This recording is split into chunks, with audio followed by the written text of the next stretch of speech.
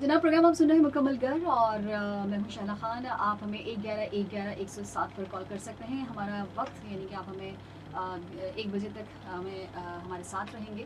उमर मलिक हमारे साथ हैं जो कि founder you training and consulting है, फाउंडर shortmba.com, लाइफ कोचिंग और बिजनेस कोचिंग। उमर मलिक से हम बात कर रहे थे कि रिस्क की सर हमने बात छोड़ी थी कि रिस्क कितना जितना बड़ा होता है फ़ायदे की उम्मीद उतनी ज़्यादा होती है, और इस वजह से जो आपने 3 मिसालें दी, तो हम चाहेंगे ज़रा उसे और देखिए, अब जो जो कैलकुलेटेड रिस्क है ना, तो अब इसमें होता ये है कि उमूमन जो हम लोग सुन रहे होते हैं कि भाई ज़्यादा बड़ा रिस्क लेगा इंसान तो ज़्यादा नफा होगा। तो यूजुअली जो लोग बड़े रिस्क ले रहे होते हैं, एक कॉन्सेप्ट है अफोर्डेबल लॉस। अफोर्डेबल लॉस से मुराद ये होती है कि मैं कितना नुकसान बर्दाश्त कर सकता हूँ। तो अब मिसाल के तौर पे कोई बहुत बड़ा बिजनेसमैन है या इंडस्ट्रियलिस्ट है, तो उसका अफोर्डेबल लॉस बहुत ज़्यादा है। वो हो सकता है करोड़ों रुपए का नुकसान बर्दाश्त कर सके, या कुछ अरसे तक उसके पैसे अगर रुक जाएं तो वो उसे मैनेज कर सकता है। वर्सेस अगर एक इंसान जॉब के साथ कुछ करना चाह रहा है तो उसका अफोर्डेबल लॉस कम है। हम लोगों को यही सिखाते हैं कि भाई अफोर्डेबल लॉस कैलकुलेट कीजिए, उतने पैसे लगाएं कि अगर डूब भी जाएं, अल्लाह ना करे, तो आप बिल्कुल से रोड पे ना आ जाएं। इतना टाइम निकालें कि आपके पास बैक एंड पे आपकी जॉब चल रही हो, और उसके बाद आप उसको आहिस्ता आहिस्ता बिल्ड करें। अगर बिल्कुल से जॉब छोड़ देंगे तो हो सकता है कि आप बिल्कुल से जो है ना वो हैंड टू माउथ हो जाए। तो लिहाजा आप कैलकुलेटेड रिस्क लेते हुए थोड़ा स्लो ग्रो कर लें। इंस्टेंटली एब्रप्ट रिस्क लेने से बेहतर है कि आप थोड़ा सा ग्रेजुअली उसको रोबस्ट तरीके से चीज़ को लेकर चलें। तो इसीलिए हमने ये पूरा जो पिछले 12-14 साल से जो हम काम कर रहे हैं, उसके पीछे एक बड़ा रीज़न ही ये था कि जब हमने स्टार्ट लिया तो हमने देखा बहुत सारे लोग ये कर रहे हैं कि जॉब छोड़ दी, ये कर दिया, वो कर दिया, लेकिन वो फिर एकदम से क्राइसिस में आ गए। तो हमने भी लोगों को ये समझाना शुरू किया या उनसे ये डिस्कशन किया कि भाई आप जॉब बिल्कुल ना छोड़ें। जो आप करना चाहते हैं आप उसे पार्ट टाइम में बिल्ड करना शुरू कीजिए, और वंस वो आपको नजर आए ना कि भाई 2-3 साल से कंसिस्टेंट आपको एक अच्छी इनकम जनरेट हो रही है जो कि आपकी जॉब के एक्सपेंस से, जॉब की इनकम से ज्यादा है, फिर आप डिसीजन ले सकते हैं। ठीक है ना, ये है। अच्छा, ये भी मुझे बताइएगा कि आप मतलब किसी भी शख्स को अभी नया वो बिजनेस कर रहा है, लेकिन वो उसको पता कैसे चले कि भाई मैं इस बिजनेस को कर रहा हूँ तो ये बिजनेस कामयाब रहेगा या कौन सा बिजनेस जो है वो नाकाम रहेगा, तो कैसे कर सकता है? अच्छा सर, इसमें भी एक और बड़ा इशू ये है कि बहुत से लोग ना आइडिया बेस्ड बिजनेस करने की कोशिश कर रहे होते हैं। हाँ। तो आइडिया बेस्ड बिजनेस बाज़ औक़ात चल जाता है, बाज़ औक़ात रुक भी जाता है ना, क्योंकि उससे पहले वो काम किसी ने किया नहीं है। हाँ। आप एकदम इनोवेटिव आइडिया लेकर आ रहे हैं तो वल्लाह आलम वो चले या ना चले। आपके तो दिमाग में कैलकुलेशन है कि मैं यूं करूंगा तो ऐसा हो जाएगा। उससे ज्यादा इंपॉर्टेंट चीज होती है मार्केट डिमांड को देखिए। अच्छा। अगर आप मार्केट डिमांड को एनालाइज कर लें, लेट्स से स्कूलिंग है, ठीक है ना, अब स्कूलिंग की डिमांड है, एजुकेशन की डिमांड है, तब आप उससे रिलेटेड कोई चीज करेंगे तो देयर आर मोर चांसेस कि आपको रेडी कस्टमर्स मिल जाएंगे। इसी तरीके से आप कोई भी ऐसी इंडस्ट्री में जाते हैं जहाँ पे ऑलरेडी बहुत हाई डिमांड है, तो वहाँ भले बहुत सारे लोग ऑलरेडी काम कर भी रहे हो, तो आपके लिए काम करना फिर भी आसान हो जाता है। ठीक है ना, वर्सेस आप कोई बिल्कुल ही इनोवेटिव आइडिया के ऊपर काम करने की कोशिश कर रहे हैं जो कोई नहीं कर रहा, सिर्फ आप करने की कोशिश कर रहे हैं, तो फिर रिस्क फैक्टर बहुत ज्यादा बढ़ जाता है कि वल्लाह आलम आप कामयाब हो या ना हो। तो इसलिए अच्छा, मैं ना बहुत स्पेसिफिक तो चीजें नहीं बता रहा, लेकिन मैं इन जनरल प्रिंसिपल बेस्ड चीजें बता रहा हूँ कि अगर आपने डिमांड एनालिसिस कर लिया कि भाई ठीक है इतने सारे लोग हैं और इतनी डिमांड है इस चीज की, तो अब अगर मैं ये काम स्टार्ट करूंगा या करूंगी तो बहुत चांसेस है कि मैं इसमें सरवाइव कर जाऊं। तो अपने टैलेंट को भी देखना चाहिए, और आपने असल में इसको ना कनेक्ट करना होता है कि मेरे टैलेंट और स्किल्स क्या है और लोगों की नीड क्या है जिसके लिए वो पे करने को तैयार है। अगर ये दोनों आप मैच कर जाएं तो फिर आपका बिजनेस लॉन्ग टर्म में चल जाता है। आपकी स्किल बहुत अच्छी है, आपका टैलेंट बहुत अच्छा है, लेकिन लोगों को नीड नहीं है तो नहीं चलेगा।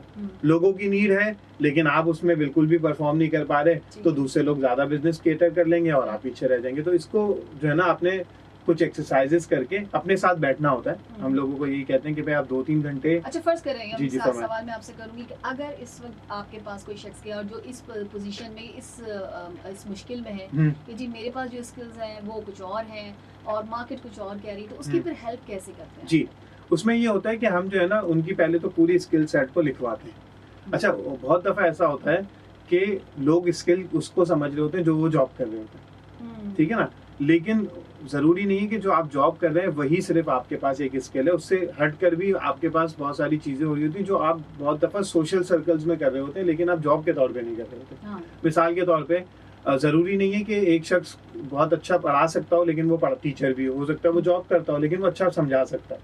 ठीक है ना। इसी तरीके से किसी के ताल्लुकात होते हैं, वो बहुत सारी चीजें मैनेज कर सकता है, लेकिन उसकी जॉब कुछ और है, ठीक है ना। जैसे एक क्लाइंट हमारे पास आए थे, तो उनका ये था कि वो गारमेंट्स इंडस्ट्री में जॉब करते थे, लेकिन वो ना केटरिंग बहुत अच्छी मैनेज करते थे, तो अपने पूरे खानदान की कहीं भी कोई केटरिंग हो तो उन्होंने मैनेज करनी है। तो हमने उनको कहा यार आप पार्ट टाइम में ये कर लें, इसमें तो अब वैसे भी रात का काम है, आप अपनी जॉब को कंटिन्यू रखें, और अगर लेट से साल में आप 50 टारगेट भी करते हैं कि भाई मैं 50 केटरिंग के इवेंट्स करूंगा और उस पर एक सर्टेन मार्जिन अर्न करूंगा, तो मे बी आपकी जो डे टाइम जॉब है उसके बराबर इनकम आप इन 50 इवेंट से साल के एंड में ले जाएं। अच्छा, अब ये अगर आप उसे सिर्फ जॉब के पहराए में देखेंगे तो वो कहेंगे भाई मैं तो गारमेंट्स इंडस्ट्री में फला मशीन का टेक्नीशियन, तो मैं उसे कैसे बेचूं, वो तो फैक्ट्री में जॉब ही होती है उसकी, मैं उसकी सर्विस तो नहीं दे सकता। तो ये तो बात ठीक है, लेकिन जब हम उसके साथ एक्सप्लोर करते हैं तो हमें अंदाजा होता है कि इनके पास ये टैलेंट्स और स्किल्स भी हैं जिसकी मार्केट में नीड है। तो असल में इट्स मोर अबाउट एक्सप्लोरेशन, कि इंसान बैठे अपने साथ और चीजों को ऑब्जर्व करे कि मैं क्या कर सकता हूँ। अच्छा, एक तो ये चीज होगी। बाज़ औक़ात ऐसा होता है कि आपके पास कोई कोर चीज होती ही नहीं है, लेकिन आपके पास ताल्लुकात होते हैं, आपको मार्केटिंग अच्छी आती है, तो आप किसी और की कोर स्किल को जो है ना वो उसके साथ कोलैबोरेशन करके आप उसे सेल करना शुरू कर देते कि ठीक है आपको अगर ये नहीं आता, आपको बेचने में इशू हो रहा है, लेकिन मैं अच्छी कम्युनिकेशन कर सकता हूँ, तो आप उसके साथ कनेक्ट करके ये कोलैबोरेशन जो है ना वो डेवलप कर लेते हैं। तो मोस्ट ऑफ द टाइम ये चीज़ हो जाती है। एक इसमें एक कंफ्यूजन हमारे लोगों में होता है शुरू से कि लोग समझते हैं कि मैं नहीं सब कुछ करता। हाँ, ये भी जिसकी वजह से लोग लिमिटेशन आ जाती है कि यार मैं क्या ऐसा मैं करूं कि मैं ही कर सकूं। तो भाई अगर आप नहीं कर सकते तो आप किसी और के साथ जो है ना वो एसोसिएट हो जाए और उनके साथ मिलकर जो है ना वो आप चीज़ों को लेकर चलें, तो उनका भी भला होगा और आप भी जो है ना वो अच्छा काम कर सकेंगे। तो कोलैबोरेशन से वो इशू जो आपने कहा वो रिजॉल्व हो जाता है मोस्ट ऑफ द टाइम। ठीक है, लेकिन एक आदमी गया, उसमें आपने उसको काउंसलिंग कर दी, उसके बाद आपने देखा कि भाई वो शुरू काम किया, ऐसे कौन से खतरात हैं जो आपको महसूस होता है कि ये ऐसे खतरात हैं जिनको कि फेस उस बिजनेसमैन को करना या बिजनेस वुमन जो है उनको करना ही करना होगा और पहले से आप तैयार कर देते हैं? सबसे पहले तो फाइनेंशियल मैनेजमेंट, ठीक, क्योंकि जब आप बिजनेस शुरू करते हैं तो होता ये है कि आपका जो यानी जब आप जॉब कर रहे होते हैं ना, तो जो पैसे आए वो पूरे आपके हैं, आपने उसमें किसी को कुछ नहीं देना टैक्स के बाद, ठीक है ना। अच्छा, वर्सेस जब आप बिजनेस करते हैं तो लेट से अगर आपने बहुत आसान कर लेते हैं, अगर आपने 1 लाख रुपए कमाए तो उसमें हो सकता है आपका कोई असिस्टेंट हो, उसकी सैलरी भी है, रेंट भी देना है, सही ना, यूटिलिटी के एक्सपेंसेस भी है। तो सबसे पहले आपको वो फाइनेंशियल मैनेजमेंट देखनी है। अच्छा, फिर जॉब से आपको हर महीने फिक्स इनकम आनी है, बिजनेस से यू डोंट नो के हो सकता है किसी महीने आप 10 टाइम्स पैसे कमा लें और अगले महीने हो सकता है आपके पैसे आधे हों। तो जब आपके पैसे आधे हों या 10 टाइम्स हों तो आपने पूरे साल को सामने रखते हुए चीज़ों को मैनेज करना होता है कि कुछ महीने में बहुत ज़्यादा पैसे कमाऊंगा।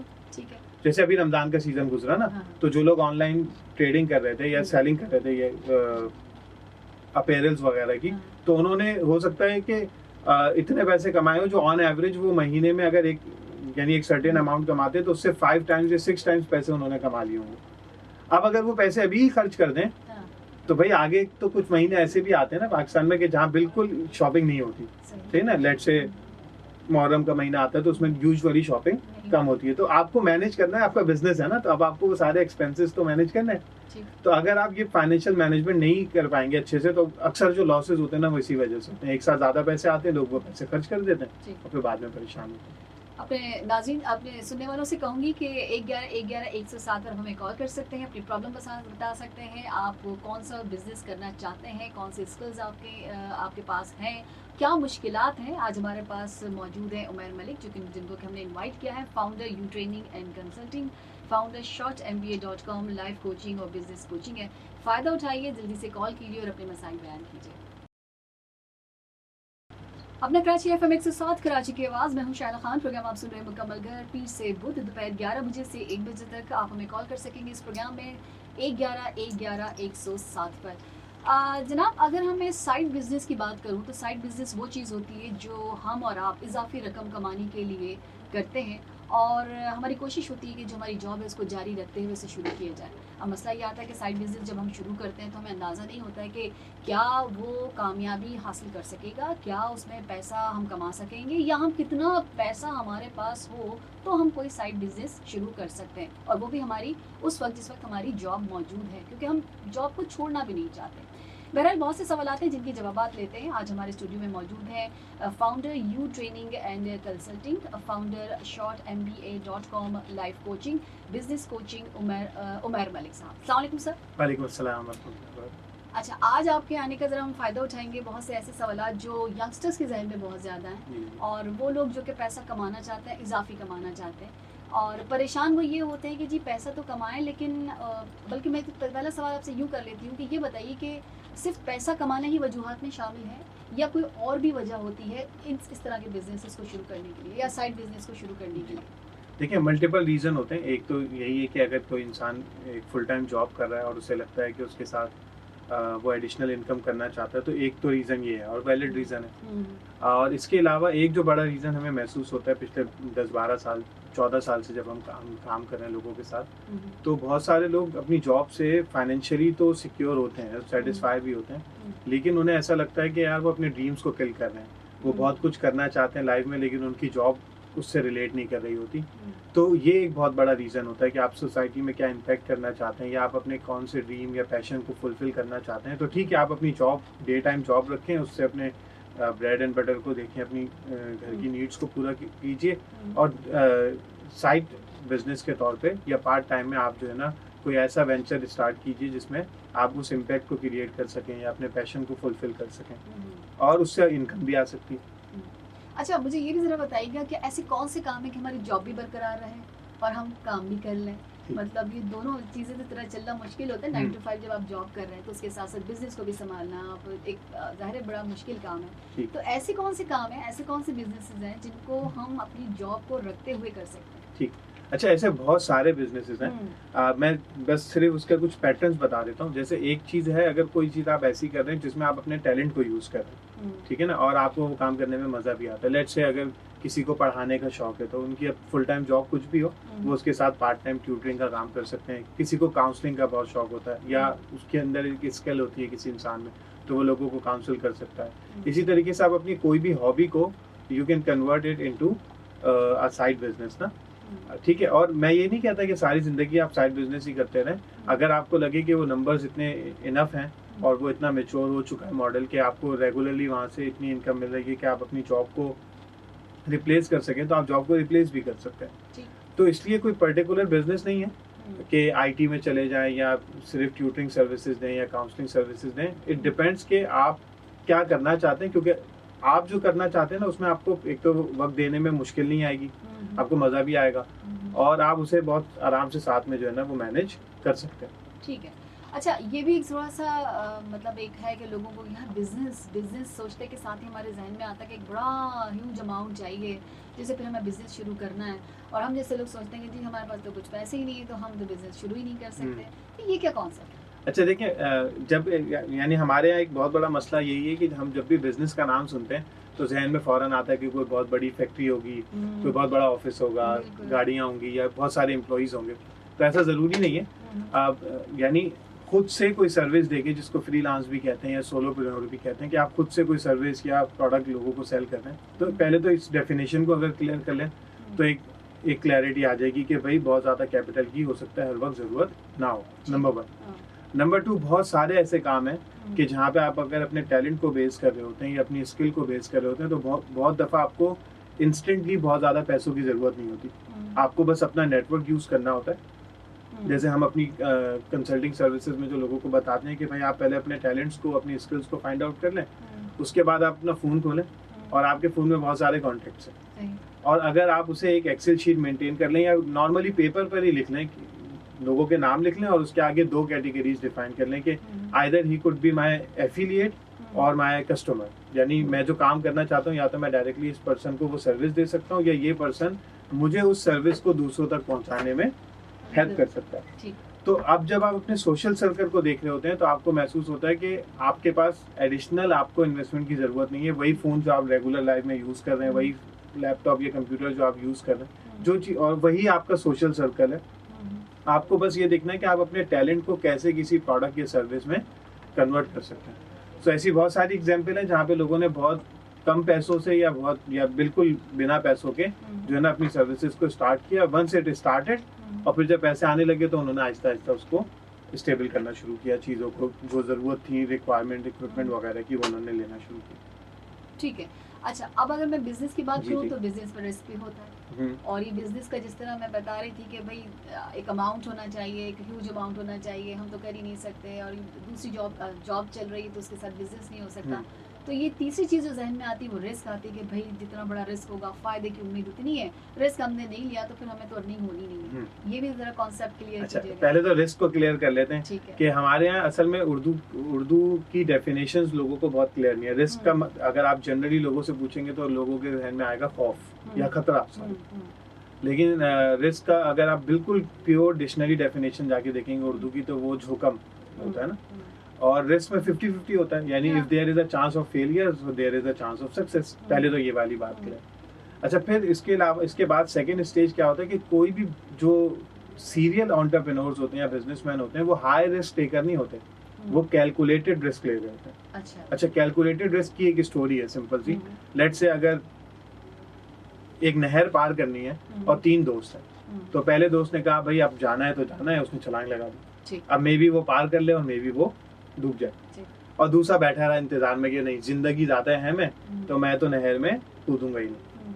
और तीसरे दोस्त ने क्या किया कि उसने एक स्टिक ली, उसने देखा कि भाई गहराई कितनी है, थोड़ा सा फ्लो चेक किया, टेम्परेचर चेक किया, और जो राइट टाइम उसे महसूस हुआ उस टाइम उसने जंप किया और उसने नहर को क्रॉस कर लिया। तो इन तीनों में सबसे सेफ कौन है? नंबर 2, क्यों जो कूदा ही नहीं, लेकिन वो कभी कामयाब भी नहीं हो सकता। तो कैलकुलेटेड रिस्क जो लिया वो नंबर 3 ने लिया। तो उमूमन जो बिजनेसमैन होते हैं वो ये कैलकुलेटेड रिस्क ले रहे होते हैं, जो सीरियल एंटरप्रेन्योर हैं। अनफॉर्चुनेटली जो नए लोग बिजनेस करना चाह रहे होते हैं वो गलती से या तो रिस्क बिल्कुल नहीं लेते हैं, या इतना बड़ा रिस्क ले लेते हैं कि वो अपनी जॉब, अपनी फैमिली, सबको स्टेक पर ले आते हैं। ठीक है जी, आपने लिसनर से कहूँगी कि आप हमें कॉल कर सकेंगे 11-11-107 पर बात कर सकेंगे। अगर आपको बिज़नेस के हवाले से कोई मुश्किलात हैं, अगर आपको समझ नहीं आ रहा कि कौन सा बिज़नेस आपको करना है, जॉब भी आपकी मौजूद है, मुख्तलिफ सवालात आपके जहन में हैं, तो आप हमें कॉल कर सकते हैं 11-11-107 पर। उमर मलिक हमारे साथ हैं। चलते हैं सॉन्ग।